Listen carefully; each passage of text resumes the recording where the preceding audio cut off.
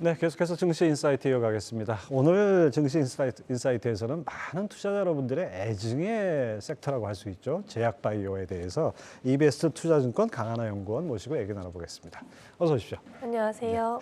자, 올 한 해 동안 정말 어려웠고 어떻게 보면 한 해 내내 한겨울이었던 게 제약바이오 아닌가 생각이 되는데 근데 최근엔 또 반짝 시장 주목을 받기도 했어요. 어떻게 보셨습니까?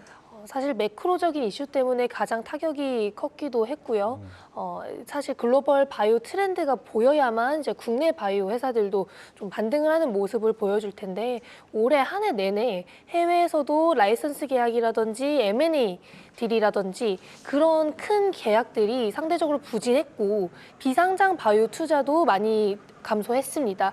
근데 그런 것들이 국내도 그렇고 해외도 4분기부터 좀 반등하는 모습이 보여지고 있고 기업 가치가 많이 떨어진 바이오텍들을 스크리닝하는 빅파마들이 많아지고 있다 이렇게 보시면 내년에는 그래도 계약도 증가하면서 트렌드가 어느 정도 보일 수 있는 상황이다. 뭐 지금 당장 내년 상반기부터 그럴 거예요라기보다는 그런 계약이 많아지면서 섹터 자체가 좀 살아날 확률이 높아진다라고 보시면 될 것 같습니다. 네.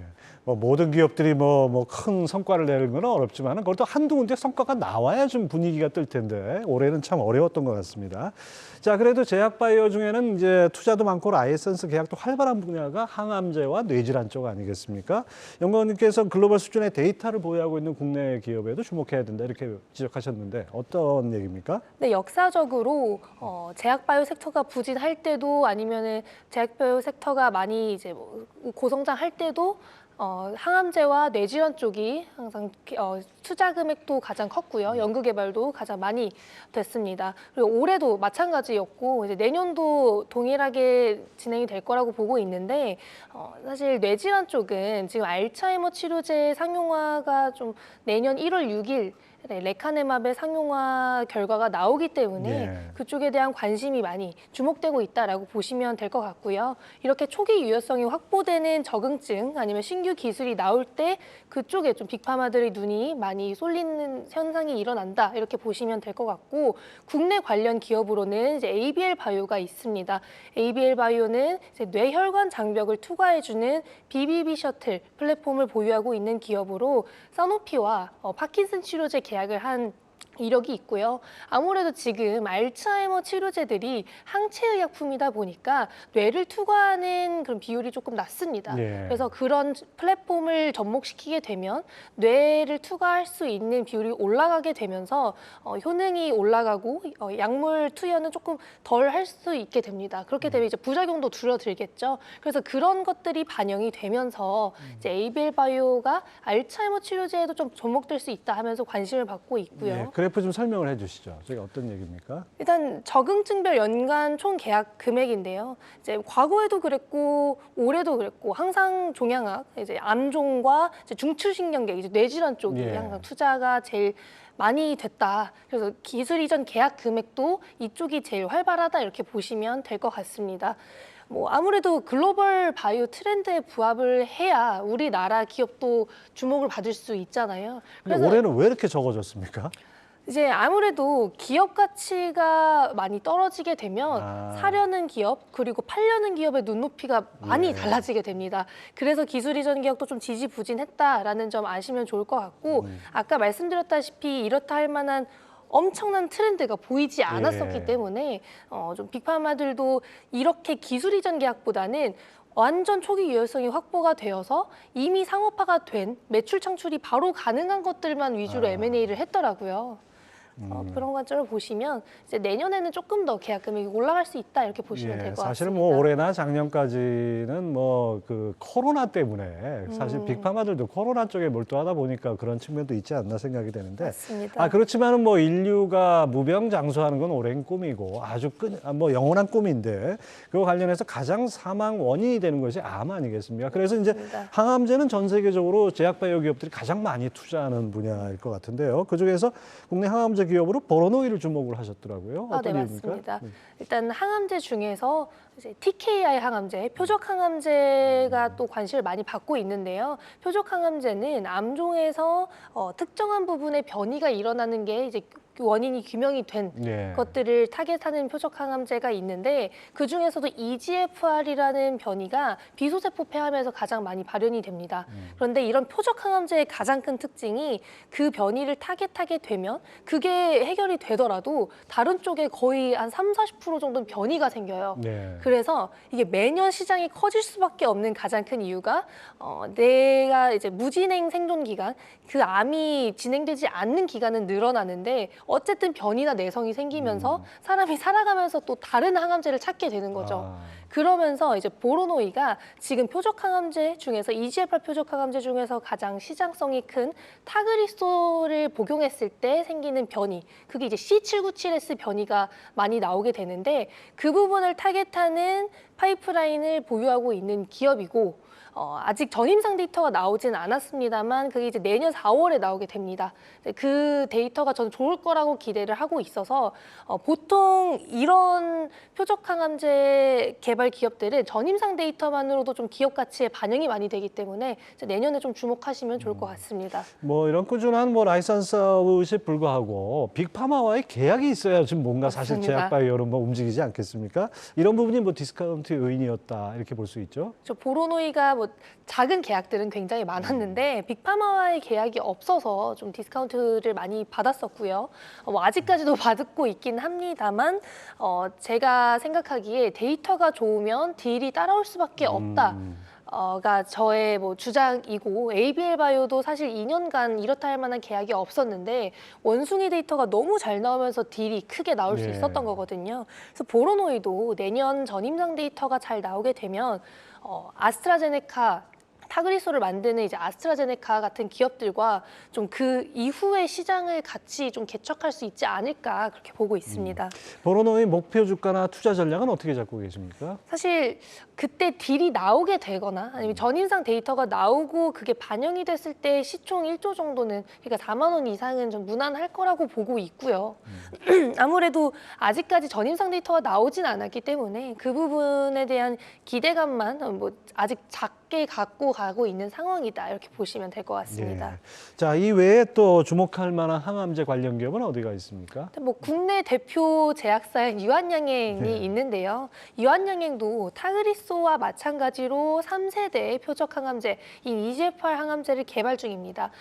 사실 타그리소 대비 엄청나게 우월성을 입증했다라기보다는 아시아인에서는 타그리소 대비 좋은 효능이 나오고 있습니다. 그래서 비아시아에서는 아무래도 1차 치료제가 조금 힘들 수는 있으나 아시아권에서 아무래도 비소세포 폐암이 많이 발병되기 때문에 네.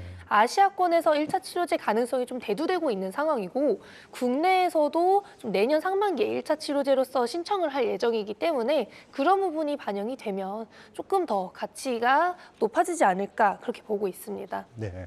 자, 뇌질환 하면은 뭐 요즘 이제 고령화되고 하다 보니까 알츠하이머나 파킨슨병 이런 것들이 상당히 뭐 점점 더 늘어나는 느낌이 드는데요. 이쪽 분야에서는 어떤 기업이 움직이고 있습니까? 사실 알츠하이머랑 파킨슨 모두 원인이 정확히 규명되어 있지 않아요. 그래서 지금 후기 임상 단계에 있는 기업들, 상용화를 앞둔 기업들도 결국에는 한계점에 다다를 겁니다. 특히 레카네맙 같은 경우는 어차피 초기 환자를 대상으로 하는 거기 때문에 중증 환자에는 치료제가 없어요. 그래서 지금 고령화도 지속되고 있고 이런 뇌질환 같은 경우는 결국에는 몸도 못 움직이고 사실 사람으로서 표현을 하기가 조금 어려워지는 데까지 다다를 수 있잖아요.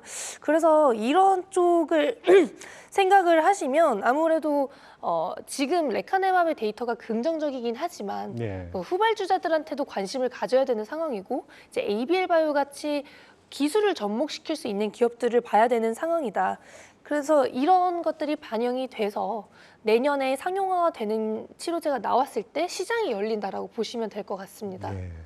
자, 국내 기업 중에 뇌질환 쪽에는 뭐 많은 관련이 있는 종목은 없지만은 아까 뭐 ABL 바이오 언급을 해주셨는데 글로벌 기업과 견줄 수 있는 기술력이 있다 이렇게 평가를 하셨어요. 어떤 얘기입니까?